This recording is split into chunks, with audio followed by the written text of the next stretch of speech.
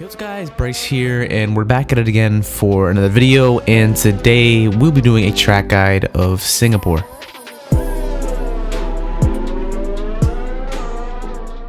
So Singapore is actually one of the longest street circuits on the calendar. It's a night race and it's just a really cool track. The flow of it is really nice once you get the hang of it, and it is honestly one of my favorite tracks on the calendar. It's so technical and I really love this track. I had a really good race last year, and also this track last year when I posted the Hotlap guide was one of my most popular videos, so definitely have to do it for this year as well. Such a long, technical, tight track. Took me a long time to really get the lap time that I wanted because one little mistake, it's pretty much it. Tires overheat so much on this track due to the temperatures. So let's get right into this guide and show you how to master this track. So coming off the back straight, you really don't want to go too far wide because you can actually invalidate. Going into turn one, using all the track on the right, all the curb on the left and the right, maximizing the track. Went a little bit deep here. I still think this lap there's still about 3/10 of the gain, but it would have to be perfect. Going through this corner here, trying to take a late apex. That corner you really need a late apex, taking so much curb. The lap compared to real life is almost 3 seconds quicker, so it's definitely a little bit unrealistic just with the amount of curb you can take. Like, you could take so much curb here without unsettling the car. It's unrealistic, but again, we're trying to get the fastest lap we can using all of the track possible. This corner is a really cool corner here. You don't need to take curb there, trying to maximize the speed. Going into this super fast left-hander here, right when that wall protrudes. Braking down to third gear as close as we can to the wall on the left and using so much curb on the left and the right. Going into this corner, hugging this little pillar there and getting a really late apex onto the back straight. I don't like the DRS zone here because there's no sign or anything, so you really just have to wait till you hear the beep and then you can use your DRS. Going down to this really hard braking zone using the track on the left. Going into my favorite part of the track, a left-hander braking, using a lot of curb on the right and on the left too, and using curb, exit curb, going to the bridge section, almost touching that wall on the right and swinging the car back to the right again. And now for the couple last penultimate corners, last corner right there, and getting as close as you can to the wall on the right and then swinging the car for the penultimate corner pretty much, and that'll give us a lap time of a 1:33.7. I could not go any faster than that. And now let's show you guys a more in-depth guide because that lap was super quick.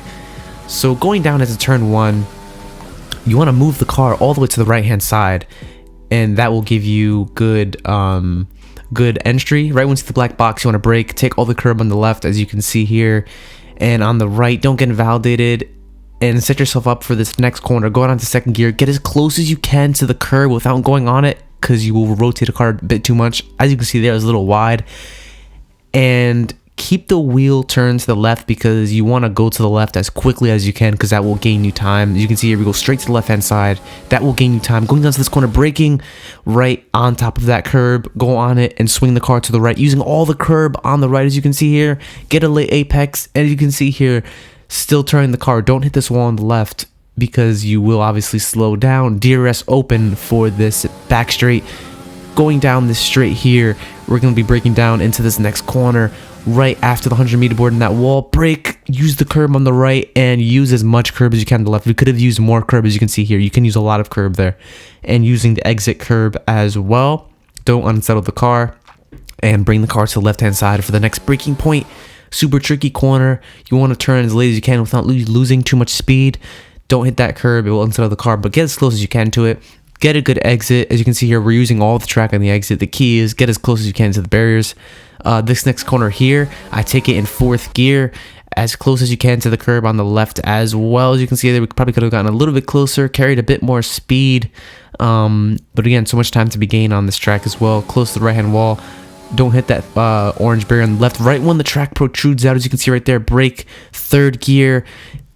Get as close to the inside as you can and keep the wheel turned so you can get the car to the left, almost hit the wall on the right, and bring it back to the right over this curb, as much of it as you can. Keep the car stable going to this bridge section. As you can see here, fourth gear, you can really just go over this curb no problem. And going through this bridge section, set yourself up for the hairpin, braking in a straight line as close as you can right before you hit that little pillar there. Brake down to second gear, and you can use first gear for a little bit of extra rotation. and then shift to second gear, and make sure you get a good exit. The apex on this could have been a bit later, could have gained more time. Use the track on the right, as you can see here, just don't invalidate it. And there's DRS here as well, right there, that little line, super small, so you can't really see it. Hard braking zone here right after the 100-meter board, down to third gear.